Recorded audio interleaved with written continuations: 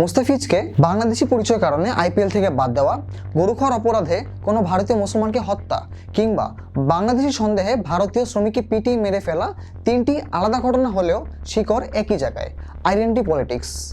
আর এর হাতিয়ার হলো হেড স্পিচ। উই এক্সপ্লেনের আজকের এই পর্বে আমরা আলোচনা করব ভারতে কিভাবে এই রাজনীতি প্রতিষ্ঠিত হলো এবং বাংলাদেশ কোন পথে যাচ্ছে। আজকের ভারত আর নেহরু আম্বেদকারের ধর্মনিরপেক্ষ ভারত নেই। ইন্ডিয়ার ডাইভার্সিফাইড চরিত্র যেন দিন দিন এগিয়ে যাচ্ছে ইউনিফর্মিটির দিকে। এখন ধর্মের পরিচয়টাই যেন বড় হয়ে দাঁড়িয়েছে। সবচেয়ে ভয়ঙ্কর ব্যাপার, এই গল্পটা আর শুধু ভারতের না, এই গল্পটা ধীরে ধীরে বাংলাদেশেরও হয়ে উঠছে। দিবুচন্দ্র দাসকে পুড়িয়ে মারা হলো কারণ সে ভুল পরিচয়ের মানুষ। ধর্ম অবমাননার অভিযোগে একের পর এক মামলা এবং গ্রেপ্তার, লাগে না তদন্ত কিংবা প্রমাণও, অভিযোগই যথেষ্ট। আর এই দৃশ্যগুলো কি আমাদের অপরিচিত? না, কারণ ভারতও ঠিক একইভাবে হয়েছিল। ওখানে বলা হয়েছিল রিলিজিয়াস সেন্টিমেন্টকে সম্মান করার কথা। তারপর এক সময় দেখা গেল রাষ্ট্র নিজেই ঘৃণার প্রতিশোধের যন্ত্রে পরিণত হয়েছে। একটা সময় ভারত নিজেকে পরিচয় দিত সেকুলার বহুত্ববাদী রাষ্ট্র হিসেবে। সফট হিন্দুত্ববাদের উপস্থিতিও ছিল। হিন্দুত্ববাদী সংগঠন আরএসএস এর রাজনৈতিক শাখা হিসেবে জনসংঘের যাত্রা শুরু হয় 1950 সালে। এর ঠিক 2 বছর আগে হিন্দু জাতীয়তাবাদী এই সংগঠনের সদস্যের হাতেই খুন হন ভারতের স্বাধীনতা যুদ্ধের অগ্রগামী নেতা মহাত্মা গান্ধী।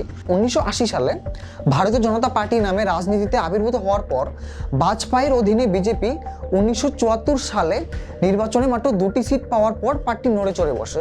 মডারেট পলিসি ছেড়ে ঝুঁকে পড়ে হার্ড হিন্দুত্ববাদের দিকে। বাজপেয়ী রিপ্লেসড হয় এলকে আদভানি দ্বারা। বিজেপি যুক্ত হয় বিশ্ব হিন্দু পরিষদের রাম জন্মভূমি মুভমেন্টে।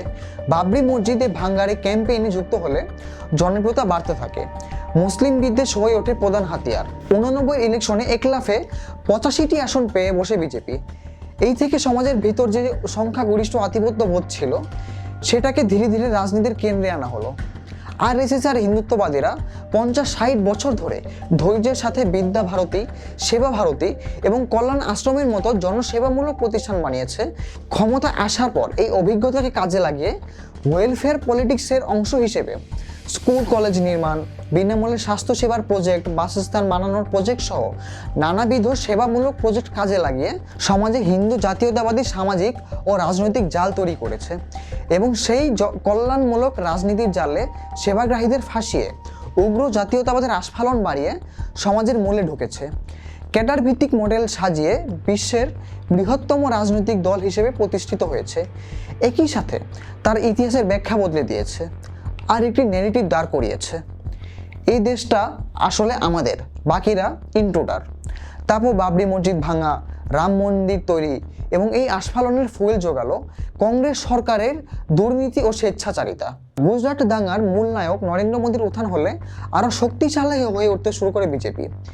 কিছুটা ইন্ডাস্ট্রিয়াল সফলতা আর প্রচুর পরিমাণ মুসলিম বিদেশের নাম হয়ে পড়ে গুজরাট মডেল। ধীরে ধীরে রাষ্ট্রের চরিত্রই বদলে গেল।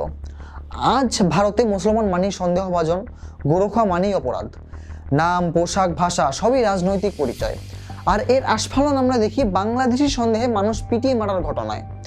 এবার বাংলাদেশে তাকান, এখানেও সংখ্যাগরিষ্ঠ ধর্মীয় পরিচয়কে ধীরে ধীরে রাষ্ট্রীয় পরিচয় বানানোর চেষ্টা হচ্ছে।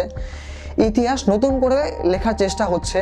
মুক্তিযুদ্ধকে বলা হচ্ছে ভারতের ষড়যন্ত্র। রাজনীতির ব্যর্থতা ঢাকতে ধর্মীয় আবেগ ব্যবহার করা হচ্ছে। আর সবচেয়ে ভয়ঙ্কর সিম্পটম মব জাস্টিস। দিবুচন্দ্র দাসকে পুড়িয়ে মারা, ধর্ম অবমাননা নামে একের পর এক গ্রেপ্তার, এগুলো বিচ্ছিন্ন ঘটনা না, এগুলো হলো একটা নতুন রাষ্ট্রীয় মানসিকতার লক্ষণ।